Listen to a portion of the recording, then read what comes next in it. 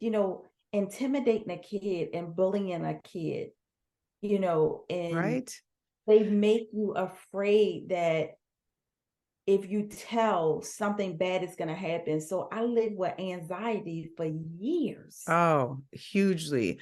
It's, and and here's the other complicated thing is, so there's that side of it. The other side they build in us, particularly when they're our fathers, is this kind of weird, horrific love card kind of thing that it's a trauma bond that they create with us. Not only are we terrified of them, but we also, somewhere, they've made us believe that we're in this kind of love affair with them. And I hate even using that term because we know it's horrific abuse, but they've so distorted reality to us that, I did think my dad loved me. I did think that he, even though he was horribly abusive, I'd seen him, murder somebody. Weirdly, I always talk about this weird love commingling in there because a child, when we don't know anything else, when nobody's ever been kind to us, when nobody's ever shown us what protection looks like, what mercy looks like, that when you say no, somebody might listen. Right. Because we don't know these things, it's a love-hate mixture and fear. Does that, can you talk about that at all? Oh, goodness. Yes, I can.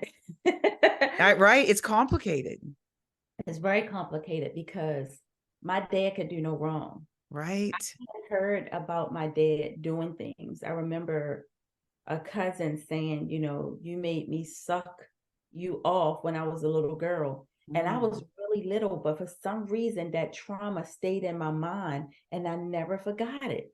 Mhm. And I hated her for saying that about my dad for a long time because my dad could do no wrong in my eyes. I loved my daddy.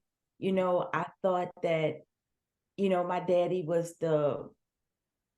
he was the man, like this is my daddy, I'll run down the street, I'll leave my tricycle and run down the streets, I'll jump off the step and jump in his arms and he would catch, so you have that bond already, but then when it starts happening, how can you turn your love on and off like a light switch?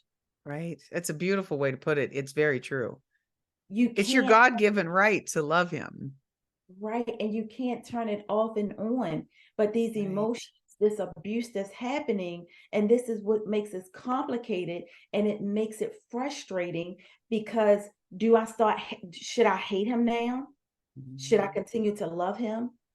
I have to listen to him because if I don't, there are going to be consequences.